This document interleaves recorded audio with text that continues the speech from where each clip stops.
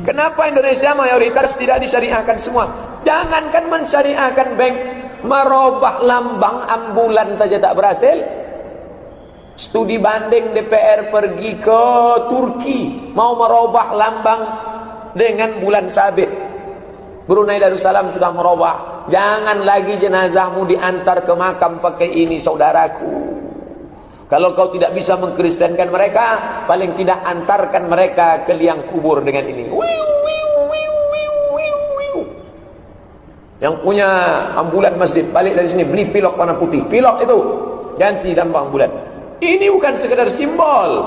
Ini adalah agama.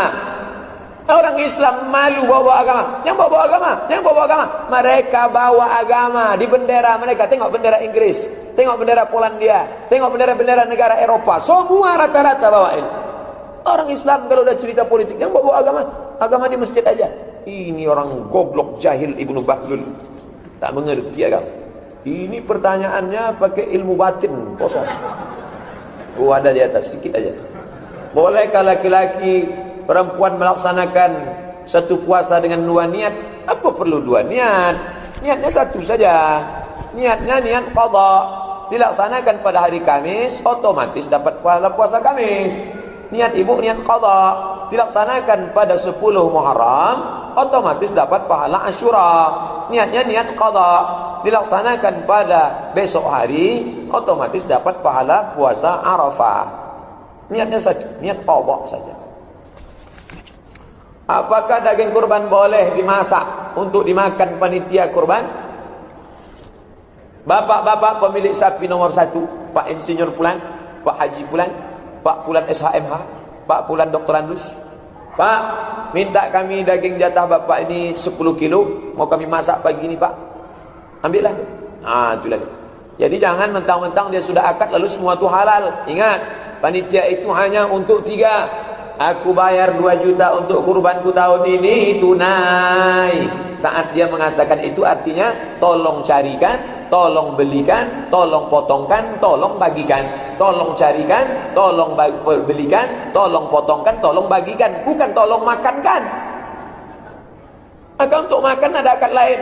Kami minta daging bapak ini 5 kilo pagi ini mau kami masak biar bertenaga kami sikit. Kalau makan lontong kami tak kuat. Ambillah, ambil. Halal lah itu. Jangan semua ambil ini. Ingat, ayyuma lahmin, setiap daging di badan nabata min haramin, kalau tumbuh dari yang haram fannaru aulabi, tempatnya api neraka. Nauzubillah. Sedangkan panitia korban itu ikut di dalamnya yang berkorban. Mohon petunjuknya Pak Ustaz. Daging belum dibagi. Jatah dia sepertiga. Daging belum dibagi. Apa yang punya siapa yang dia makan itu? Ini untuk ihtiyat. Dalam masalah agama ini lebih baik kita ihtiyat, hati-hati. Dalam masalah akhlak, dalam masalah etika, dalam masalah memakan harta orang lain, ini kita mesti hati-hati. Jadi Ustaz Abdul Somad ini kalau dalam masalah fikih Hanafi, Maliki, Syafi'i, Hambali, dalam masalah ini kenapa tegas? Karena kalau harta orang ditemakan, kemana kita mau minta ampun? Maka tegas sedikit dalam masalah ini. Bukan tegas sedikit, memang perlu tegas. Karena kalau sudah termakan, ittaquz zulma, takutlah kamu kepada perbuatan zalim. Fa inna zulma zulumatun, karena zalim itu akan menjadi kegelapan pada hari kiamat. Nauzubillah. Apa hukumnya seorang mengingkari janji yang sudah diamanahkan kepadanya? Amanah ketika bekerja di suatu instansi, memutuskan hubungan kerja secara sepihak. Qad aflahal mu'minun, beruntung orang beriman. Wallazina hum li amanatihim wa ahdihim ra'un. Orang beriman itu sifatnya menunaikan amanah.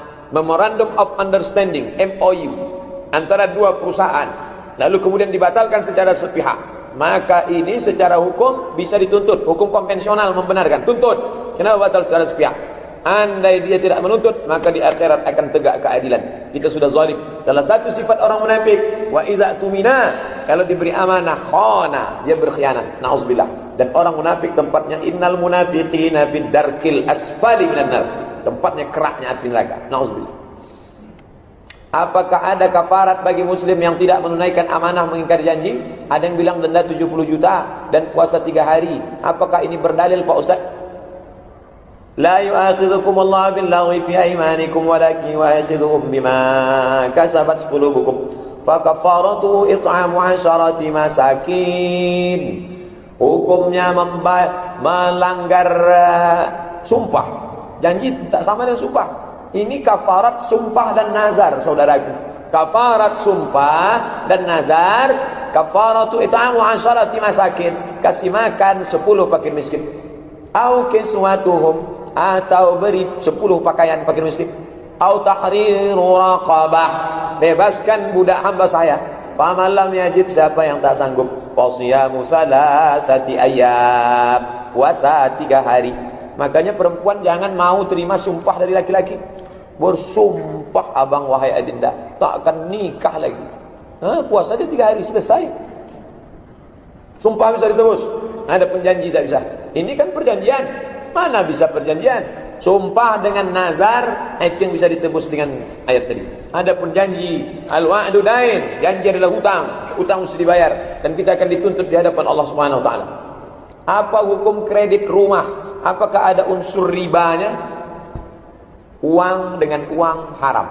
Saya pinjam uang bapak 1 juta, nanti saya bayar 1.200.000. Uang dengan uang haram. Uang dengan barang tidak haram. Mana dalil-dalil lengkapnya Pak Ustaz? Lengkap dengan dalil fatwa. Tulis di situ. Somat Moroko spasi kredit. Somat Moroko spasi kredit. Uang dengan uang haram. Uang dengan barang tidak haram. Ada tak ulama yang mengatakan uang dengan barang pun haram juga? Ada, Syekh Albani.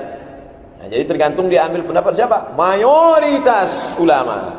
Baca fatwa yang sudah saya terjemahkan di blog saya. Mudah cara carinya di Google. Somat Moroko kredit. Maka uang dengan barang tidak riba. Apakah hukum istri yang melakukan masturbasi karena alasan suami yang tinggal jauh? Walladzina hum li furujihim hafizun.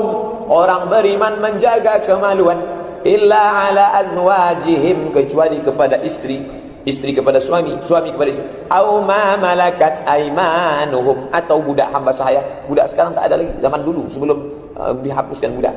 Hanya satu, suami atau istri. Faman ibtagha wara'a dzalika, siapa yang mencari selain daripada ini, faulaika humul adun, dia melampau batas. La ta'tadu, jangan kau melampau batas. Innallaha la yuhibbul mu'tadin. Orang yang melampau batas, Allah tak suka pada orang melampau batas. Berdasarkan ayat inilah para ulama fikih mengharamkan masturbasi, onani. Kenapa? Walladzina hum li furujihim hafizun. Surat Al-Mu'min. Ujian apa yang paling berat yang pernah Ustaz rasakan? Dan bagaimana cara Ustaz mengatasinya? Kami ingin mengambil pelajaran dari pengalaman Ustaz. Rasa saya berat-berat semua. Jadi yang namanya hidup ini adalah tempat ujian. Jadi tidak ada orang ujian masuk, berani masuk ke ruang SNMPTN, seleksi nasional masuk perguruan tinggi. Maka berat. Berat waktu di Mesir, krisis ekonomi, minta semua orang tua malu. Maka serius belajar. Berat setelah pulang, maka tidak ada jalan lain selain balik kepada Quran. Wasta'inu, minta tolong kepada Allah, bisabri, lawan. Pertama, lawan. Jangan sumpah serapah. Kenapa engkau tak adil ya Allah? Kenapa? Tak, lawan.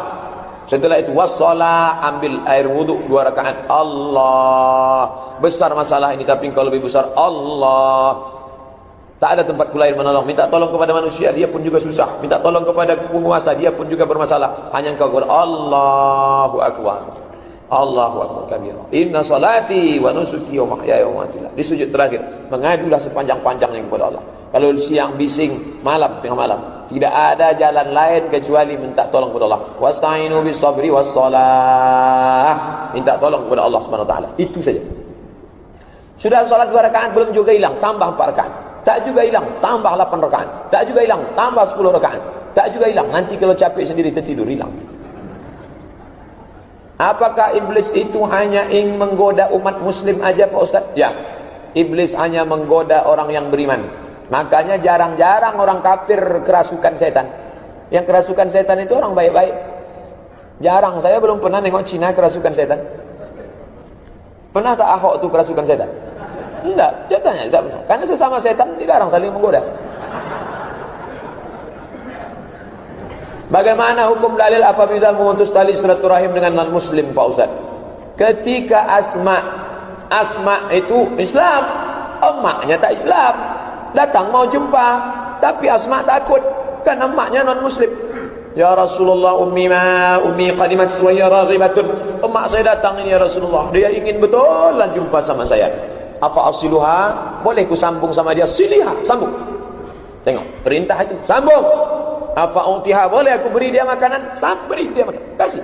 Itu dalil boleh memberi hewan kurban, tapi dengan syarat kurban sunat, dan orang Islam sudah dapat semua. Boleh. Jangan katakan Islam itu ekstrim, keras, pahalanya halal, pancung. Dah.